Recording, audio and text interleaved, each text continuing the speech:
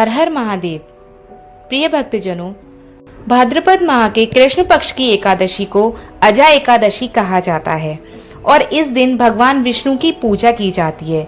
यह दिन भगवान विष्णु को पूर्ण रूप से समर्पित होता है और एकादशी का दिन भगवान विष्णु को अति प्रिय होता है। हिंदू धर्म में एकादशी के व्रत को सभी पापों से मुक्ति पाने का सबसे सरल और प्रभावशाली माध्यम माना गया है।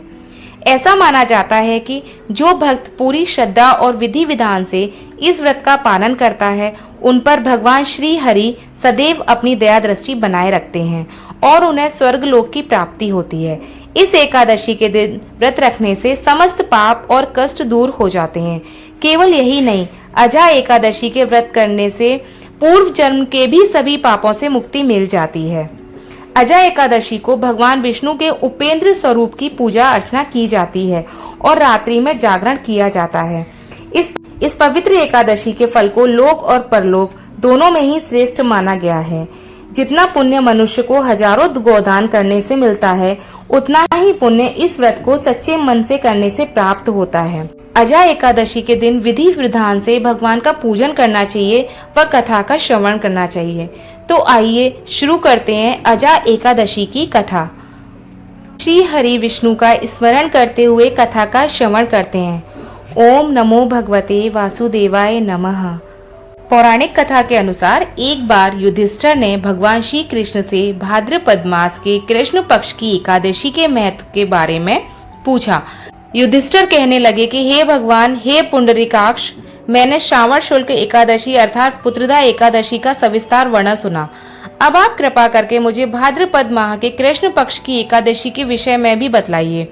इस एकादशी का नाम क्या है तथा इसके व्रत का क्या विधान है? इसका व्रत करने से किस फल की प्राप्ति होती है? भगवान श्री कृष्ण ने कहा कि हे युधिष्ठिर, भाद्रपद माह के कृष्ण पक्ष की एकादशी को अजा एकादशी कहते हैं। इसका व्रत करने से सभी पाप नष्ट हो जाते हैं। इस लोक और परलोक में मदद करने वाली इस एकादशी व्रत के समान संसार में कोई दूसरा व्रत नहीं है। इस एकादशी से संबंधित जो कथा प्रचलित है उसे मैं तुमको सुनाता हूँ। श्रद्धा पूर्वक श्रवण करो। बहुत समय पहले एक दानी और सत्यवादी राजा हरिश्चंद्र हुए। राजा हरिश्चंद्र इतने प्रसिद्ध सत्यवादी और धर्मात्मा थे कि उनकी कीर्ति से देवताओं के राजा इंद्र को भी ईर्ष्या होने लगी। इंद्र ने महर्षि विश्वामित्र को हरिश्चंद्र की परीक्षा लेने के लिए उकसाया। इंद्र के कहने पर महर्षि विश्वामित्र जी ने राजा हरिश्चंद्र को योग बल से ऐसा स्वप्न दिखलाया कि राजा स्वप्न में ऋषि को अपना सब कुछ दान कर रहे हैं।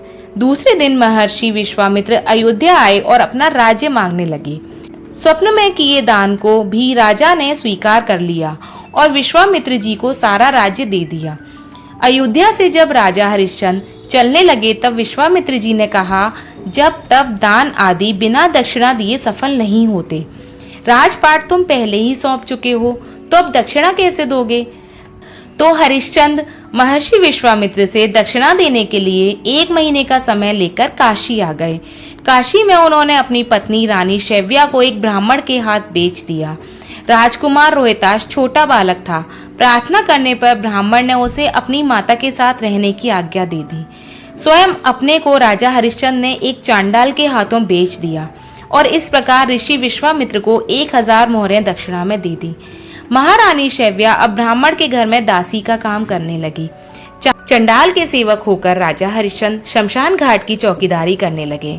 हरिश्चंद्र शमशान में मृतकों के परिजनों से दाह संस्कार के बदले कर वसूली करने का काम करते थे। कई बार उनके सामने धर्म संकट की स्थिति भी बनी, लेकिन वे सत्य और कर्तव्य के मार्ग पर से विचलित नहीं हुए।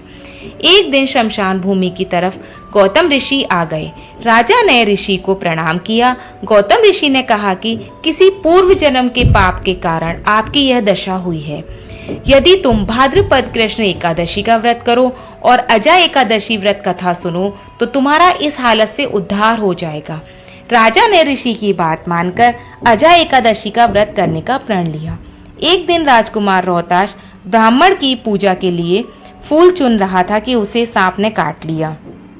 सांप का विष झटपट ही रोहताश के शरीर में फैल गया और वह मरकर भूमि पर गिर पड़ा। महारानी शैव्या को ना कोई धीरज बांधने वाला था और ना उनके पुत्र की देह शमशान पहुंचाने वाला था। वह रोती बिलखती पुत्र के शव को लेकर शमशान में पहुंची तो पुत्र की लाश को देखकर हरिश्चंद्र का कलेजा भी भर आया। सारा वृतांत सुनकर हरिश्चंद्र ने कहा कि मैं अपने कर्तव्य में बंधा हुआ हूँ। जो भी यहाँ दाह संस्कार के लिए आता है उसे कर के रूप में कुछ न कुछ देना पड़ता है। रानी के पास कर देने के लिए कुछ भी नहीं था। राजा हरिश्चंद्र को बड़ा दुख हुआ, किंतु वे अपने धर्म पर स्थिर बने रहे। अपने हालातों पर दोनों भगवान से प्रार्थना कर रहे थे। जब हरिश्चंद्र ने दाह संस्कार नहीं करने दिया तो रानी ने अपनी साड़ी का आधा चीर फाड़ कर हरिश्चंद्र को कर के रूप में दे दिया। उधर प्रभु भी यह सब कुछ देख रहे थे। हरिश्चंद्र की कर्तव्य परायणता को देखकर भगवान नारायण, इंद्र, धर्मराज आदि देवता और महर्षि विश्वामित्र प्रकट हो गए। उन्होंने उनके पुत्र को जीवित कर दिया और फिर से हरिश्चंद्र को राजपाट भी लौटा दिया। तो इस प्रकार अजय एकादशी के व्रत से हरिश्चंद्र के समस्त दुखों का निवारण हो गया। सत्य के प्रभाव से राजा हरिश्चंद्र महारानी शैव्या के साथ भगवान के धाम को चले गए। महर्षि विश्वामित्र ने राजकुमार रोहिताश को अयोध्या का राजा बना दिया। हे राजन, यह सब अजय एकादशी के प्रभाव से ही हुआ है। अतः जो मनुष्य यत्न के साथ विधि पूर्वक इस व्रत को करते हुए रात्रि जागरण करते हैं, उनके समस्त पाप नष्ट हो जाते हैं। अंत में स्वर्गलोक की प्राप्ति होती है। इस एकादशी की कथा के श्रवण मात्र से ही अश्वमेध यज्ञ का फल प्राप्त होता है।